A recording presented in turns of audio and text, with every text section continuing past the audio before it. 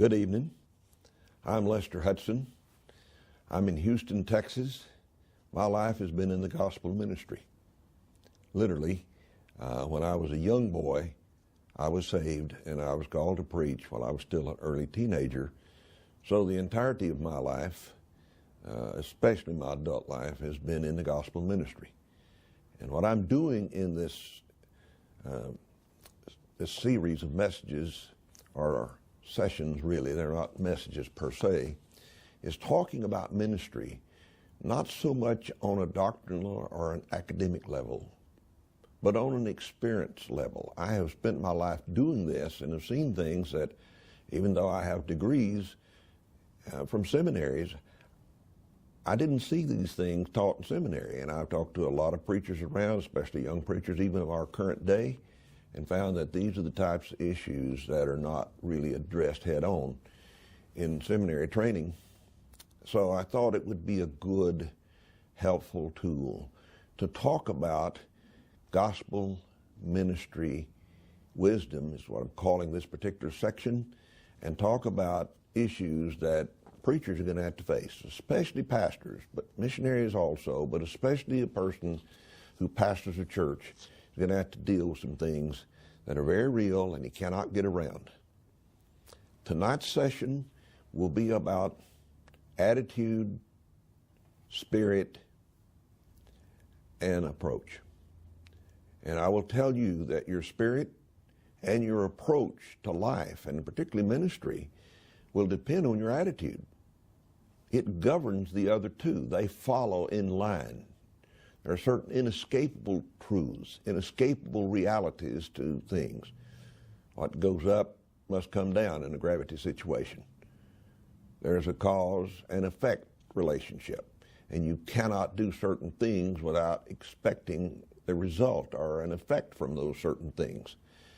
We know that in the world of physics or in other areas, but in the ministry sometimes, men of God do not see that my decision here will have consequences down there. Down there may be immediately, or maybe a week or a month or a year or even 30 years. But there are consequences to how you look at life and how you approach life. So that's what we will discuss in this session this evening. And you have a set of notes. You who are watching perhaps are not here to pick these up in person. You can go to my personal website, Lester Hudson with a T, Hutson, lesterhudson.org, and follow the menu, and you will find a download for these notes. You'll also find a download for this particular video, and you'll find another download for PowerPoints that go along with this session and each of the sessions. So I would encourage you to download those notes, and as I talk along, you can see where I am, and you can refer to those notes, because I'm going to point to them so that it becomes clear-cut as to where we are and the things that we're discussing in this particular session, and each actually of the sessions. I'm going to start out talking about attitude because I indicated it's the governor. How you think is going to determine your spirit, and it's going to determine how you approach ministry, life in general, but we're zeroing in, specializing on ministry in these sessions. And I will tell you that your attitude is how you see yourself, how your internal eye views you. Our internal eye, we view all kinds of things. I mean, people and circumstances, and we have an emotional focus, sort of an internal eye. But your eye that views other things is going to first view you. And there is a way that you look at yourself. And if you're looking at your note, you notice that I put first off how you see yourself. And I want to talk about that for a minute, because as I've already indicated, it will affect your life. It has consequence. How you see yourself has very definite, inescapable consequences. Some of those involve your marriage. And I will say tonight that your relationship to your mate is critical to your ministry. If you find yourself at war with her, you won't be very successful in the ministry. We have an old East Texas saying, if mama ain't happy, ain't nobody happy. Well, I can tell you that is so true. I have personally observed several ministries that were shipwrecked because of a poor relationship between a husband and a wife. In fact, I've seen not only some that had trouble at home that definitely fed right into the pulpit and right into the ministry of the church, but I've seen some of them unravel, just divorce. And as sure as I'm sitting here in this chair and talking to you, you can argue the pros and cons of a divorce all you want to and whether a divorced man is qualified to preach and go into all of that stuff. But one thing you can't do, and you can't get away from the ghost. It will follow you. It will come back and back and back and back to haunt you all of your ministry long. One of the great emphasis of the Apostle Paul in giving qualifications for young preachers was that you handle your own house well. I'm confident that he knew, but I know God knew, who inspired him, that your attitude is going to affect your marriage, and it's going to affect your household. But not just that, it will affect your friends. It will affect your church. It will affect how you treat people. We're going to see this unfold here, hopefully tonight. But how you think about you will determine how you think about them and how you treat them as either inferior or superior or perhaps as equal to you. But your attitude about yourself will affect how you treat people, and it will affect where your emphasis in life is and the things that are most important to you, things that are most precious, where you put most of your time, most of your money, most of your talent, most of your energies. And it will also affect how you are perceived. Not just how you perceive other people, but how other people perceive you. All hinges on how you look at you, that internal eyes viewing you, and how you think about yourself.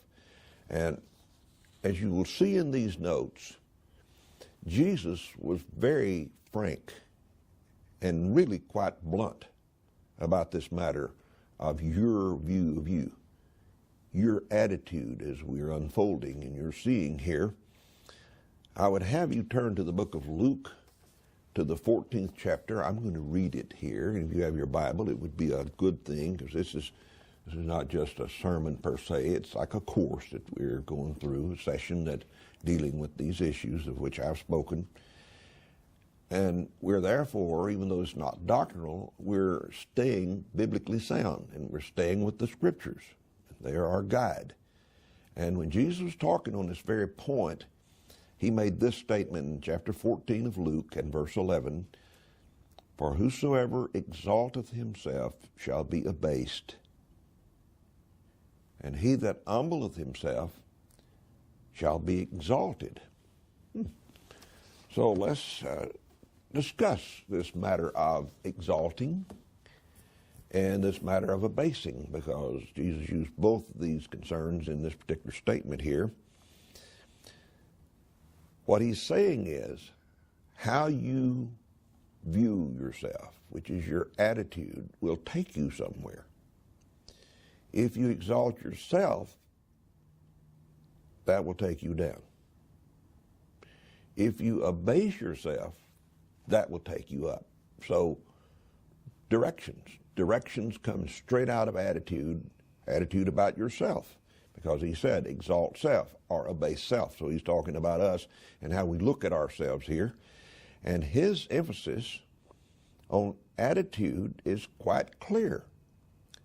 Another passage that I will read is in the book of Matthew, chapter 20, in verses 25 through 28, and in this place, you see the two different possibilities, all in the same passage of Scripture.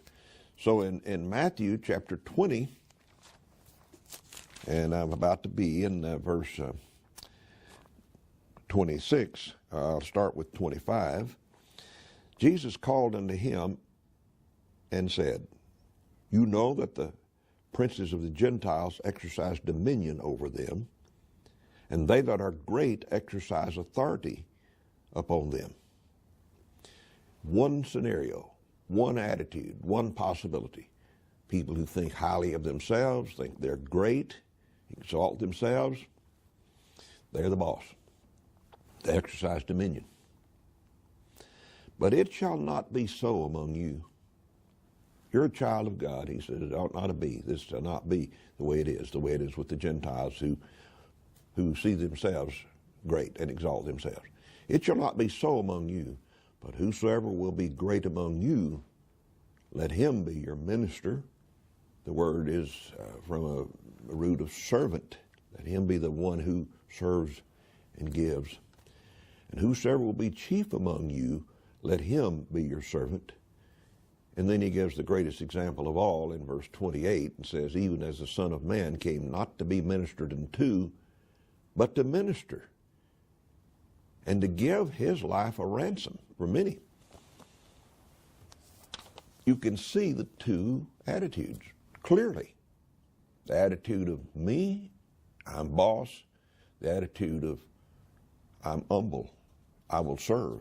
I don't have to be served. I'm willing to serve others and give myself. So you see there are two options, and I've made that clear in your notes. There are two options, and they are at opposite ends of the spectrum. One off one way, one off the other way. I might say one up and one down, because the spectrum goes that way as well. So we're talking about two options. And let's look at the first option with a little more care here, because preachers have attitudes. We're humans too, even though sometimes we get to thinking maybe our feet don't stink, and that we're not like other people. We're mortals. Every one of us is a mortal. And it's real easy to exalt ourselves, to take that position as a preacher, not just somebody in the church, somebody we don't like is one who exalts himself, but preachers do it. So we're going to talk about to exalt self. This word exalt is from a Greek word, hupsoo, and it literally means, according to James Strong, to elevate, exalt, to lift up, either in a literal sense or in a figurative sense or in an internal mental sense. So we're talking about a spirit or an attitude here of lifting up something, lifting up, in this case, self. That's what Jesus said. He exalted himself. So you can see where the emphasis it is on being the boss, the person in charge. I got to be the big hefe. I got to be the one who calls the shots. And self is the standard here. Self. This is how we measure by self. What am I? And how do they compare when measured by me and who I am? It's my idea, and you don't measure up to my standards, or you're not up to me. And most things are measured and judged by me and by what I think. This is the possibility, the attitude of exalting self, measuring it by me and my standards. And in this case, rightly dividing the word of truth, which Paul said to Timothy in 2 Timothy chapter 2 and verse 15, all of us ought to do, our hermeneutics, or the context of a passage in the Scripture, is not of serious consideration. It's easy to say, oh yeah, I believe the Bible, I'm guided by the Bible, whatever it says I'm going to do, when that's just empty words. I know that because I've seen it happen time and again, that you hear a lot of smoke from guys that had a hot and high head about how humble they were. I tell you, when anybody starts talking about how humble he is, you've got a red flag up on a pole right there. People who are humble don't have to talk about it. They are, and it'll be obvious. But when people have to tell you, oh God, I think thee that I'm not as this man is, I'm an humble man. Well, hello. Anybody that's watching has got objective thinking, going to see through that right away. And this is how I see it. I'm right. My mind is made up. So there's no discussing this matter of coming out of this reason together. Sounds good and it gets amens in church, but no, I'm not going to reason with you. I already know. I know I'm right and you're wrong. I know my way's better than your way. I know that you don't have anything to say because I've already thought through things and you couldn't tell me anything because you don't know what I know. This is the kind of thinking I'm talking about. I'm talking about exalting yourself. So a hasty spirit, which is talked about in Proverbs 14 and verse 29, this matter of being swift to hear and slow to speak, that's just rhetoric. It's just talk about it. Sounds good, but it's not me. It's not the way I really am. They're conveniently minimized. Another passage that I will read in your hearing is in the Proverbs. This is in the 18th chapter that I will read in the verses 13. He that answereth the matter before he heareth it, to him it is folly and shame, or it is folly and shame unto him. The kind of stuff that's not lofty enough for most preachers to talk about. Stuff that just sounds good for somebody else. But it doesn't matter that I got to have the first word. That doesn't apply. I mean, somehow it doesn't apply here. This scripture just doesn't fit. I don't want to talk about that because I have too much to say. I have so much to say, you need to hear it. Talking about he that exalteth himself. These are the ones that I call the self-promoters, the chest beaters. And chest beaters is not in the Bible, but I think you know what it is. About everybody has been around a few of them. You probably wouldn't call any names, but I bet you could. You know several. So I thought it would be good to talk about chest beaters for a moment because I have never seen a chest beater that admitted that he or she was. I've never seen a preacher that was a chest beater admit to being a chest beater. But I think most of the people that know them know they are. So perhaps a discussion here, at least a talk about what it means to be a chest beater is in order at this time when we're talking about how you exalt yourself, how it happens. It happens in the real world. And I will say that, as I said already, none of them, almost none of them, ever see themselves as chest beaters. They're almost always blind to it. Perhaps as a preacher, maybe an older or a younger preacher, may be listening to what I'm talking about here. Take a look. Don't write me off. Don't be guilty of being slow to hear and swift to speak and swift to turn me off or somebody else off. Look at yourself. Are you a chest beater? Because most chest beaters never looked at it real seriously. They just know already, their mind's already made up, it couldn't be me. I couldn't be one of them. He's not talking about me, so therefore, let's skip this section right here. But I'm saying that it's good to be aware, good to look in the mirror and see if you really are, and then if you are, to admit it. And it's always hard to admit anything that's wrong in us because we don't like to see the wrong in ourselves. And I would say with many preachers especially, and I think the older they get, sometimes the worse it gets, it becomes a way of life. And they're just so into it, they're not even aware that it's a way of their own life. Here are some of the ways that self-centered, exalt himself people, especially preachers, beat their chest and exalt themselves. They dominate conversations. Everybody listen to this. You talk to people in conversations, and some of them probably with preachers, especially preachers. That's who's mostly going to be listening to what I'm talking about here, in the conversations. And there are some preachers that have to jump in and take over a conversation. I've been in groups of 4 or 5 where we were discussing something, and you can see that one of them's going to be over there just, just jumping at the bits. I mean, just like, let me have the floor. And I've seen some of them get the floor, and they just held it and held it and held it and held it.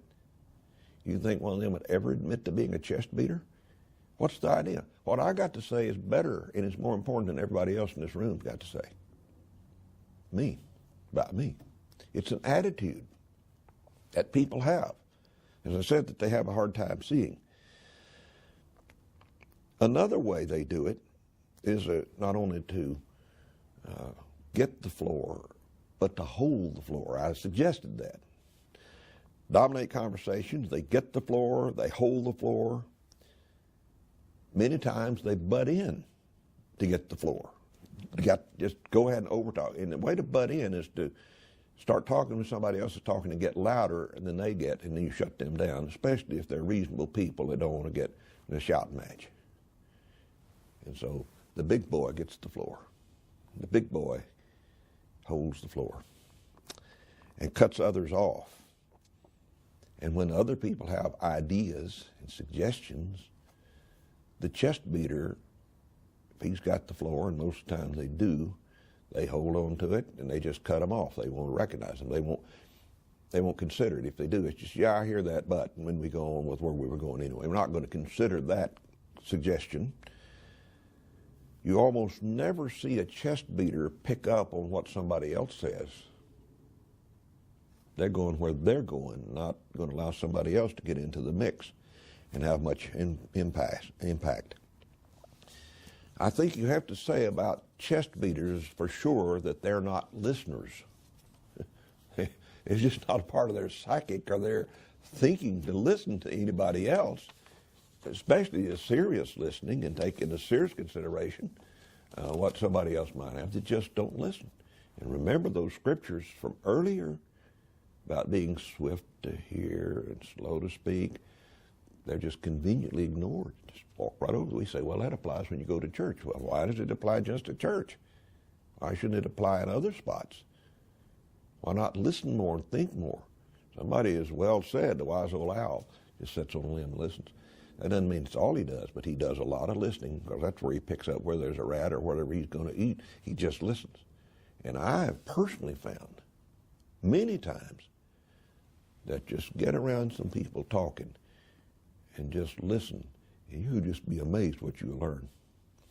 All kinds of stuff comes out, attitudes, information, all kinds of stuff comes out by listening. But a guy that exalts himself don't need to listen, does he? He already knows. He's already got it figured out. He's already been there and done that. I mean, at times you heard that been said. Been there and done that. You better look at that as a little bit of a red flag, too. That says a guy that already got it figured out. And sometimes maybe he does. But most of the time, I'd guess he really doesn't have it as much as he thinks. They talk mostly about themselves. Somehow they manage to become a major part of the conversation. The conversation seems to gravitate to what they think, to their experiences, their stories, what they've done or accomplished, where they've been, that kind of thing. Talking about earmarks of chest beaters, of guys that exalt themselves, have that attitude about me first. Also, they're almost always the hero in their stories. Have you noticed that? Chest beaters are, they come out on top. You see when you listen to them how they looked good in the story. They're the sort of champion of the story. They come out as the hero, the one that looked the best and was thought of the best. They're the ones who got the most laughs, because they were funny, or they tell it where they got the laughs. And they really like to tell stories about how they put down somebody who was smart. Chest beaters, that's the way they do it, put it down. And they kind of build, we call that straw man, build a straw man up and then beat him up. You see that not only in conversations, you see it in the pulpit. A lot of chest beater preachers, when they're out preaching, they'll tell a story, and in that story, they're going to put somebody down. somebody who was a Jehovah's Witness or somebody who was a drunkard or somebody who was a really bad guy, and I told him off, buddy. I told him the truth, and I straightened him up. Well, sometimes you have to tell things for edification purpose, and you're involved in them. You got to be careful. That's the sort of thing that can get out of balance real easy. And you can get overboard on becoming the dominator of the thinking and the conversation. And chest beaters will tell you how others praise them. This is a really subtle but common way. They went somewhere and everybody there just loved them and just hated to see them go. And they just, it was me. I mean, I was really the hero. I was really the star. And so they just loved me. And what you will rarely hear from a chest beater is anything about their dirty laundry. I hardly ever tell you where they really messed up and looked like a heel, acted like a heel. Even if they tell you that, they'll tell you about it. So you feel like I'm so great because I did that and I'm really sorry. And you ought to be grateful because I'm one of those guys that got it straight. It's about me, about what I've done. And so you don't hear about many of their weaknesses or their mistakes or their shameful stories or their ugly side, their pride or their conceit or their bullying ways or their sharp tongue, and how they treated their wife or their kids or how they treated a neighbor or how they did a lot of stuff like that. It's on the ugly side, on the dark side.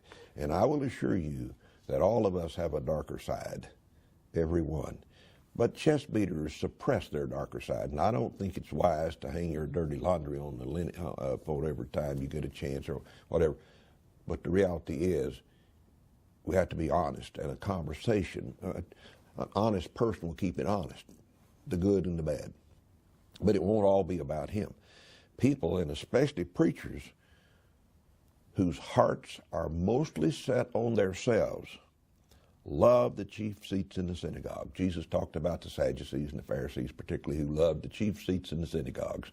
Matthew 23, and particularly verse 6, he said, give me the limelight. This is what those guys did. They just wanted to make sure that everybody knew how much money they gave and about how much good they did and all of those things they did. They didn't talk about the widows' houses and how they cheated widow women and how they had a lot of pride and all that stuff. No, these guys just set themselves up and love the limelight. And the emphasis, as I've been saying here, is on self, and it's on me and on my opinions and what I think and what I believe.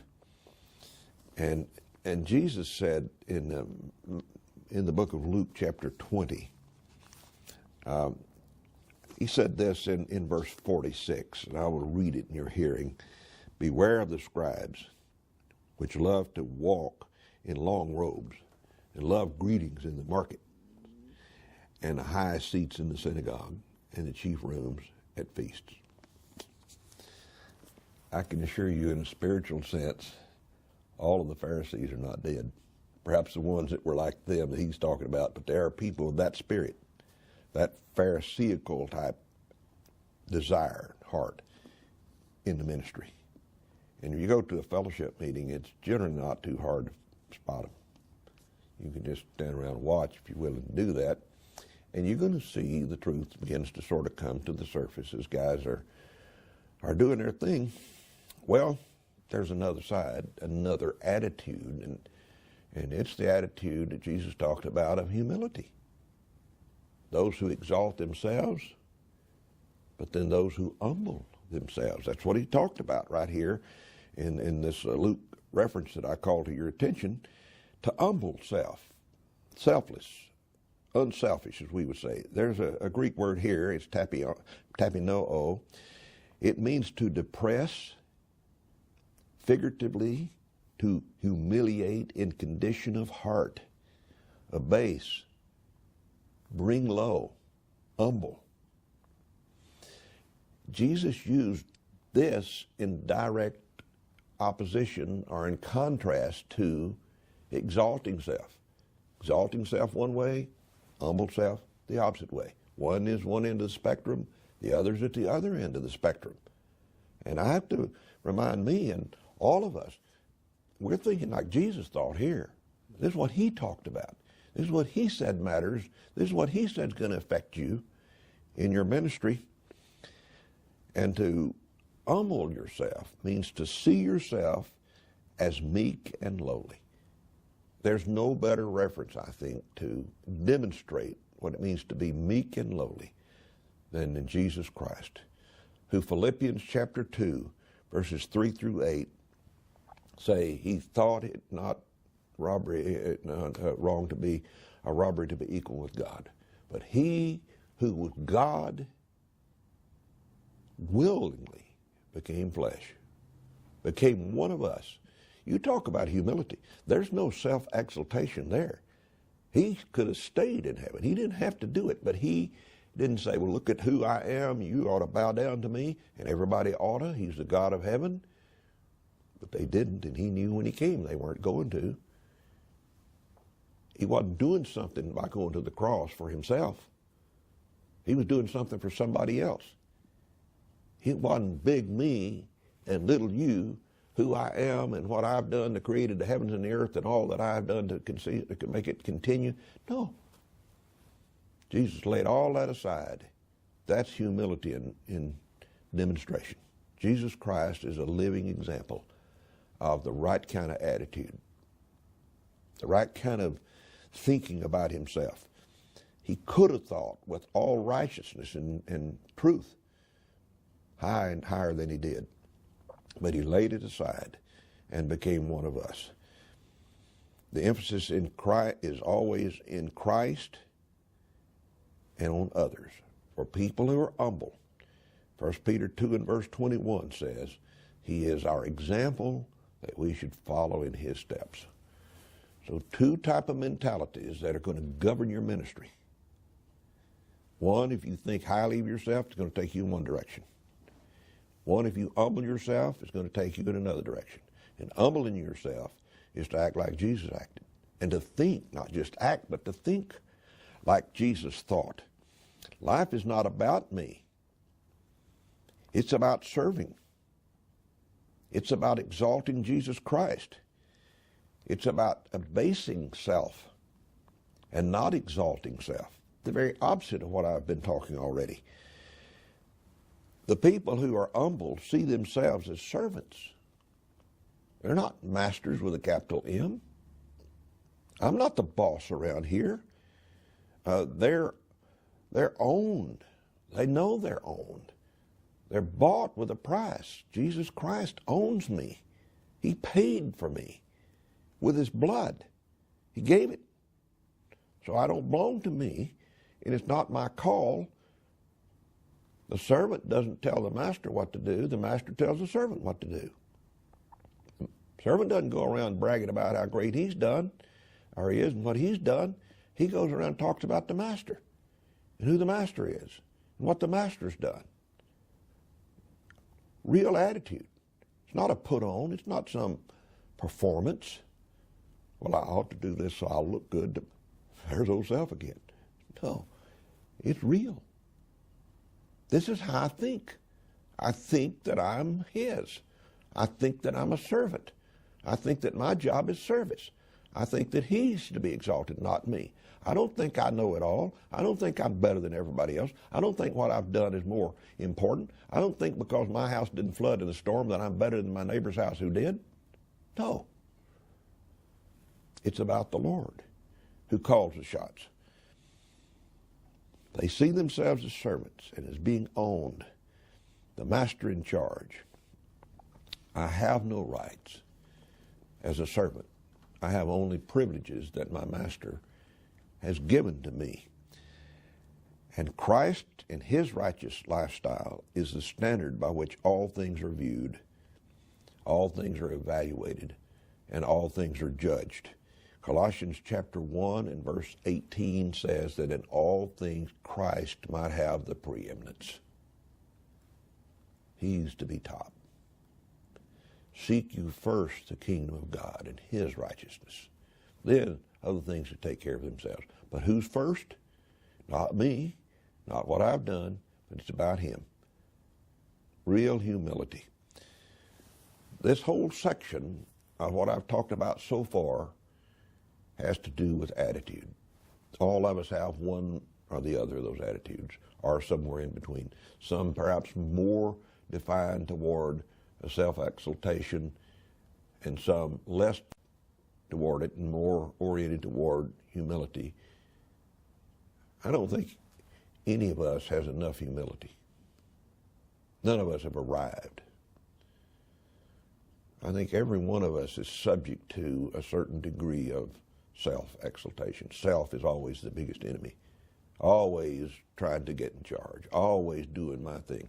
So it's a battle. It's a battle of the spirit, always in the flesh. It's just, that's the way it's working. So I don't want you to think, well, I've completely arrived at being above self. I don't want you to think that if you're proud and perhaps exalted yourself, that there are not flashes from time to time when you're humble and when you can face the reality. But the more we become like Christ, the more we will obey self and the less we will exalt self. And that attitude, wherever it is, will have impact then on our spirit. So if you're looking in your notes, look there to the word spirit, and notice that right beside it I have in your notes, it is from the Hebrew word ruach, which means having to do with the air one exudes, including his expressions, his functions, and one's essence or one's disposition. When you start thinking of a person's spirit, you're talking about the essence of that person. Remember, the essence of that person is dependent upon what his attitude is toward himself. Exalt, base. So here we're looking at what your attitude will produce in your essence, how it will make you appear, and how it will make you come across and approach certain things. A person's spirit grows out of your attitude. It grows out of your self-perception, and that's the next section in your notes that I hope you will use as we move along here. There's an air about people. I hear it said a lot. Well, he's got an air about him. She's got an air about her.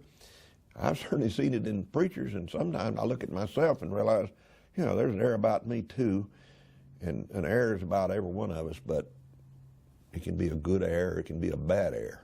Some of them, they're not all the same. Some people come across as warm and touchable, and others just have an air of aloofness.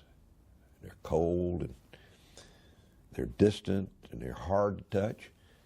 Maybe good, smart people, but they're just hard to touch. They just have an air that makes you feel intimidated, perhaps, or like, I wouldn't want to get too close. I'm just afraid of that. I wouldn't be welcome there. For whatever reason, they do not seem touchable. They don't have that air. And others sense it. It's amazing how people pick up on your spirit. Quickly they do that. Sometimes an early perception is not the correct perception. I have personally known some folks, when I first met them, I misread them. I have to tell you, I just didn't see them like they were. Once I really got to know them, I found out it was different than I first thought. So we have to be careful about being too quick to jump to conclusions, especially in the ministry, because if you're pastoring a church, you have a flow of people coming. And you be careful that you don't make your mind up too quick one way or the other. But everybody that comes along has a spirit. I mean, it's pretty easy to pick up on something, that there's a certain type of spirit, either a one I can get into or like or get close to, or one that's always going to be distant, that I don't feel good about getting into. So others sense it. Sometimes, like I said, an early perception is not correct, but usually the vibes come through pretty quickly. You say, what are the vibes? Well, it's body language, a smile versus a cold stare. It's sincerity versus being nasty nice. And That's a East Texas phraseology, I think, nasty nice, but I suspect everybody knows what it means. You've been around people that just like a little bunch of nice chocolate-covered flavor, but you realize it's very thin. This person could explode pretty quick. This person could turn me on or off real quick. And so I'm talking about the difference between somebody that's genuine and sincere and that person who's kind of putting things on. Genuine interest versus just silence or self-interest. And it doesn't take too long to be around a person to begin to sense that they're about them and their stories there again and they've been there and all this chest beating stuff versus that person who's really humble and genuinely so. I see it happen in churches. People come in. There's a church, 100, 200, however many people in there. And they all know each other. They're all buddies. They share their stories. They've been placed together. They've had lunch. They've just experienced church together, been friends for a while. And they tell themselves, we want to be a friendly church, a really friendly church. So a guest, a visitor, a couple come in to visit the service. Man, oh man, everybody lines up to shake their hand. We're glad you're here. Glad you're here. And I'm on my way to the restroom. I'm on my way to the car. I'm out of here. And you know, that couple or that individual who visited, they figure that was just a put on. Nobody called me. Nobody found out who I was. Nobody was really interested in me. It's fake. They see it as fake right away. And most time, they go their way to some other place down the road. Some churches, when people like that come in, are so folksy, it's like a family. There's no reverence and there's no attitude or atmosphere of true worship. It's almost like a family reunion. Hello, how are you? And a person looking for a place to serve looks at that and said, I'm looking for a place to worship God. I'm not looking for a new family. I'm looking where I can enter. This is a closed house here. They already are buddies. There's no room for somebody else. They got it all together there. It's easy, really easy for a church and for preachers to gravitate into that kind of mentality instead of a spirit of excellence, instead of a spirit where there's genuineness. No, we do the right things up front. We say hello, we smile, we do all that. But that's as far as it goes. I'm not taking anybody out to lunch. They might have some dirt in their life, so I don't want to my life's full anyway. I don't have any room for any more people, especially if I got to do something for them, maybe give them a little money or, sit down with them and teach them how to serve or teach them basic Bible truths if they're lost, how to get saved. Preachers lead that. They're that way themselves. Every church is a reflection of its pastor. Maybe not the first week or two, but over a period of time, you give it 2 or 3 or 4 years, the church begins to look and act more like the pastor. And if the pastor's laid back, the church is laid back. If the pastor's overbearing, the church becomes sort of overbearing. It's the pastor who sets the pace.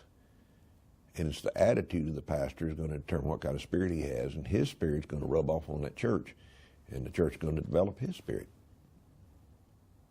That is an inescapable set of conclusions. You cannot get away from certain decisions, as I've said. The ability to lie consistently is really hard. Most people are not smart enough to see or remember what they said 6 months ago or how they behaved 6 months ago. If you're around a person very long, you're going to begin to see the truth. They keep put on and be the same all the time over a long period of time because the differences in how they behave and how they approach the visitor this time and the next time, how they deal with certain issues is going to come to the surface. So the reality is always going to get to the surface. It's just a matter of time. Somebody has well said, you can fool some of the people all the time and all of the people some of the time, but you can't fool all the people all the time. And I think that's especially true in the ministry. A preacher is going to show. So a person's spirit grows out of his attitude. It grows out of self-perception. But on this same idea of spirit, I want to talk about, look at your notes, I want to talk about out of a self-exalted attitude becomes a proud and haughty spirit. I'm talking about aloofness. When there's a proud attitude, a self-exalting attitude, there comes a sort of a aloofness with that. And if I'm going to talk to somebody, it's probably going to be more of a condescending thing. I would never admit that I'm condescending to anybody, but I'll sort of talk down to you like you're a little kid, or maybe my inferior somehow, and I'm, it's a blessing that you got a chance to talk to me today. You ought to be thankful that you got to have an audience with me. In self-exalting people, there's inevitably a spirit of conceit, a superiority type complex, haughtiness, vanity, egotistical, arrogance, presumptuous, smug, overbearing, snobbish. Maybe all of those adjectives do not fit perfectly, but you get the idea. This is the general disposition and spirit of a person. Proverbs 16:18 is the very center verse in the book of Proverbs. If you look from the first verse to the end in chapter 31, chapter 16 and verse 18 is the center verse, and I think it is noteworthy that haughty, which is right in the middle of that verse, is from the Hebrew word gobah, which means elation, elevation, grandeur, arrogance, excellence, haughty, height, loftiness, pride.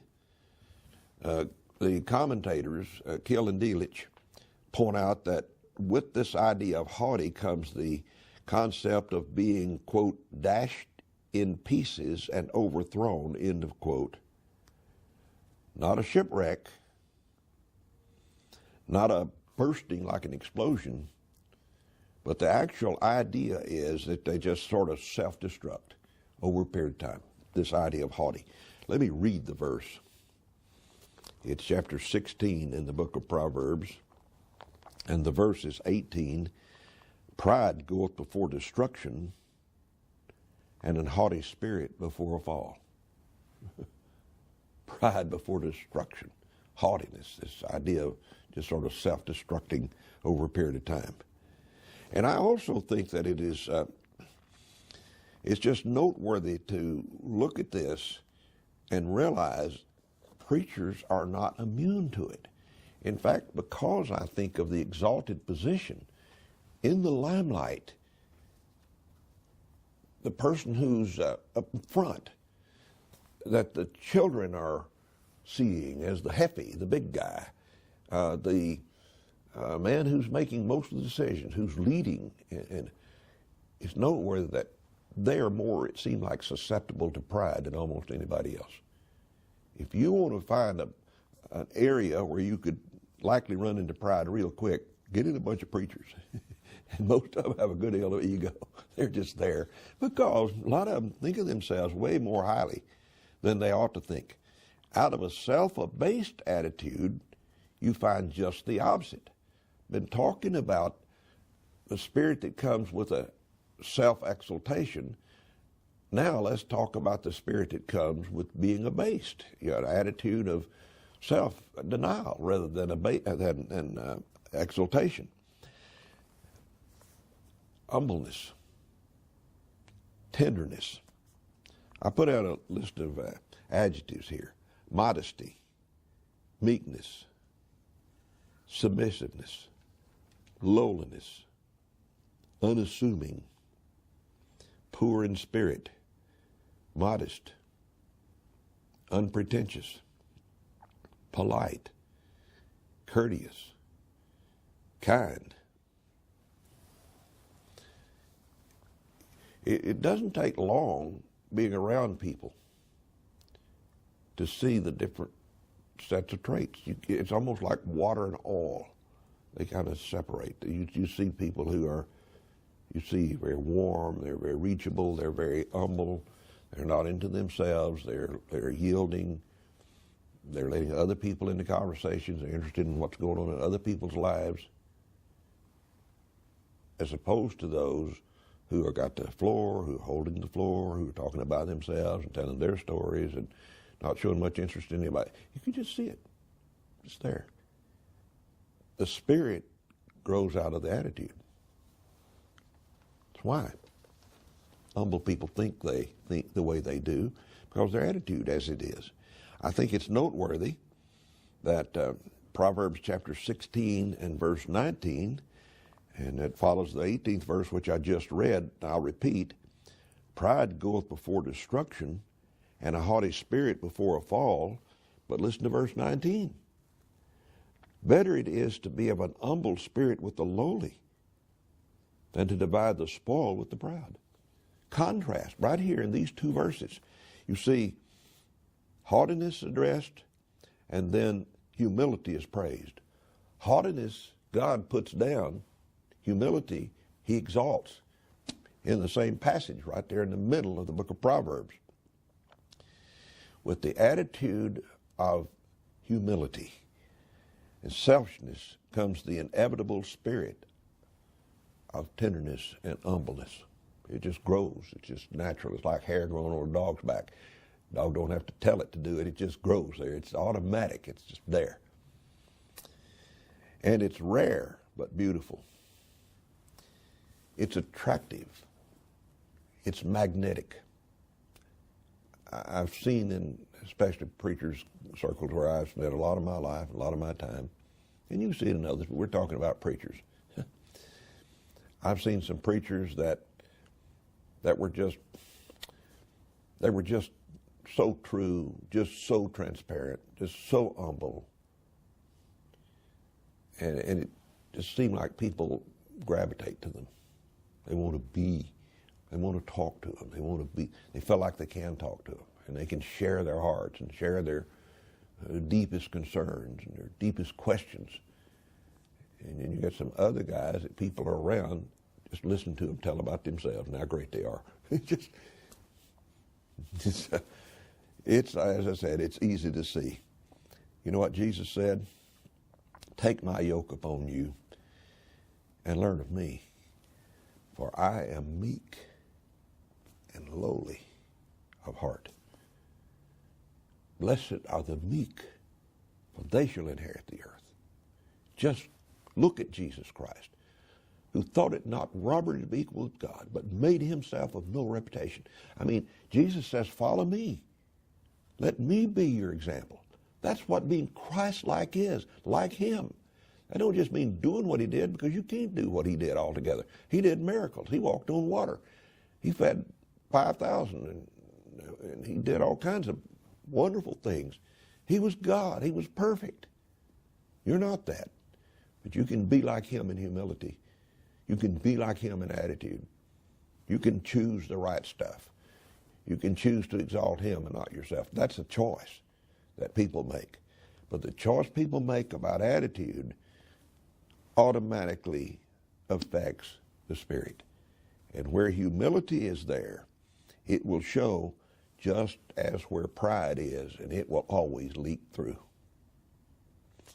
Which brings me to talk about your approach. The approach grows out of attitude and spirit. I want you to look in your notes again. I'm at item 3 in this section. And let me say under approach that every preacher's attitude and spirit will grow out of his approach, or his approach will grow out of his attitude. Every preacher's approach, how you approach life, how you approach deacons' meetings, how you approach invitations in church, how you approach the pulpit, how you approach visitors, how you approach members who are getting ready to leave you and go to another church. It's going to grow. The approach will grow out of the attitude, and it will grow out of the spirit. And those whose heart is really centered on self will approach the ministry as the person in charge, the person who seeks to lead, if he has to, by force or intimidation. And you see in leadership styles, there are preachers whose tongues are sharp, who have a way of putting people down, and they keep people in subjection because people become afraid. They hate to go to another church because its doctrine's not the same, or its distances. They've grown up, their friends are here. So why do they stay here when a pastor's like that? They stay here because they're afraid to tackle him. He knows how to hurt them. He's got the high ground. He's got the pulpit. Some preachers even beat people up from the pulpit. And other people are sitting there, he'd probably beat me up. I don't want to get in his radar. Not me. It's approach by force. Intimidate them. Make them do it.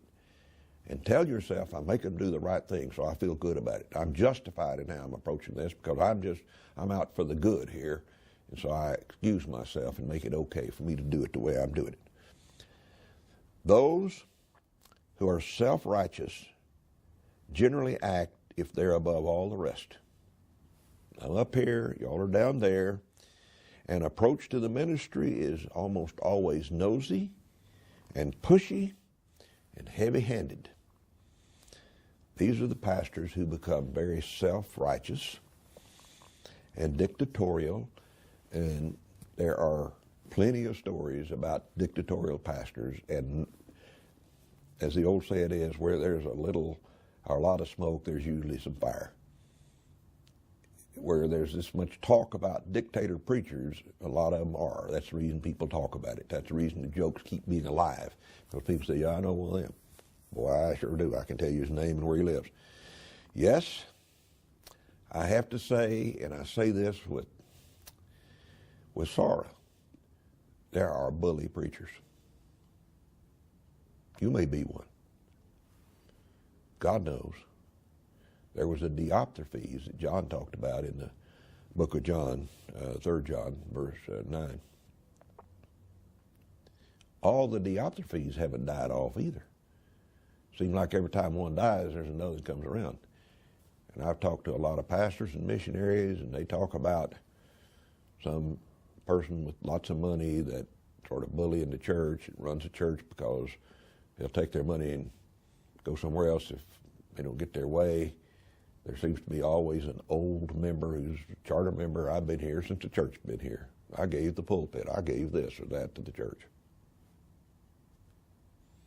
Somebody's just got a mentality of overbearing, just a bully. Loud, get louder, sharp tongue, knows how to put people down, don't mind stepping up in a business meeting and saying, we can't. Every church has one.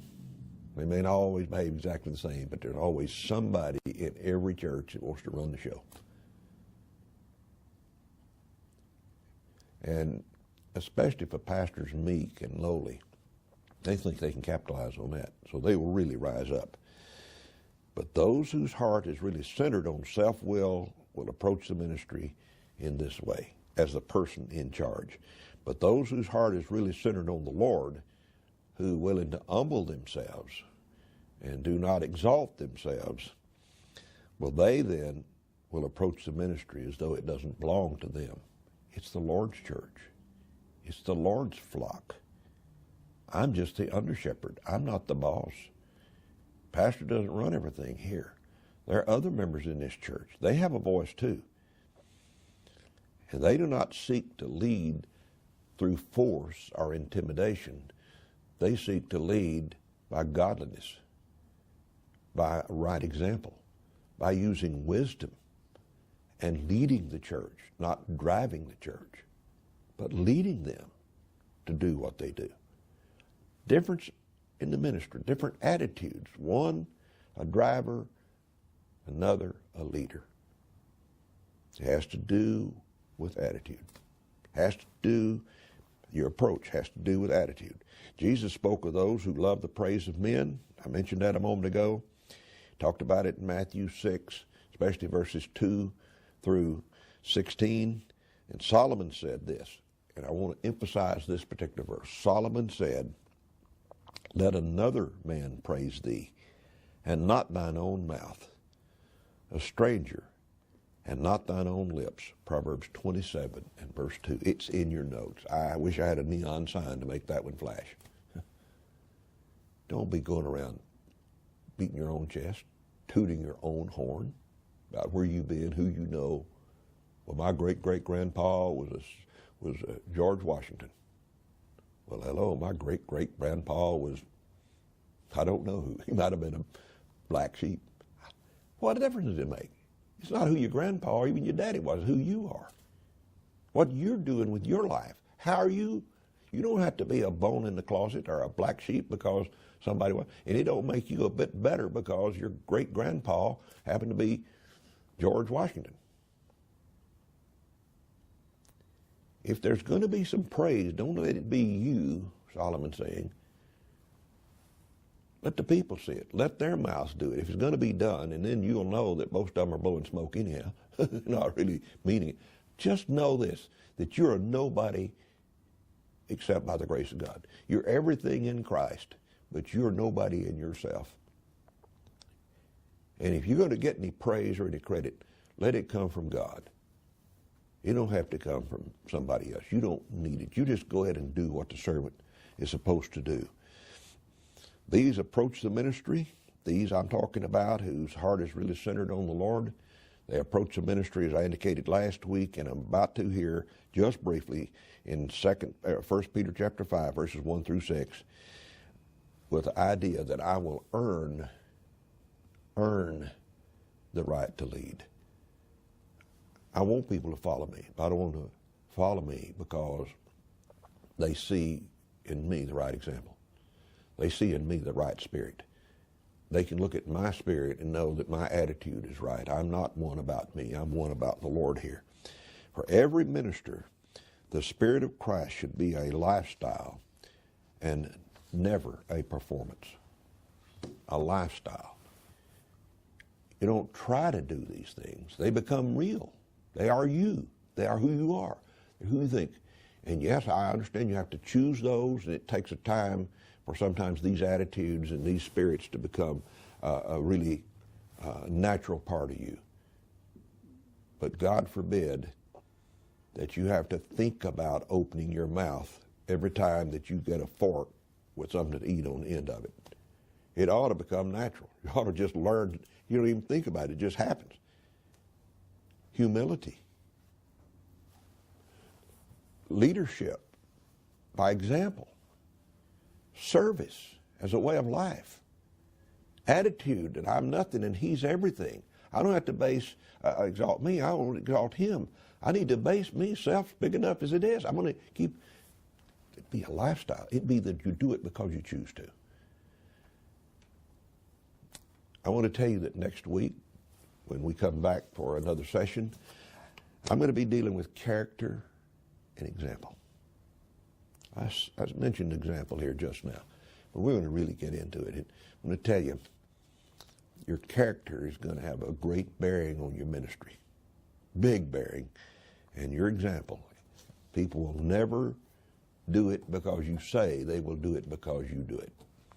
Thank you for watching. May God use this to His glory and to your benefit.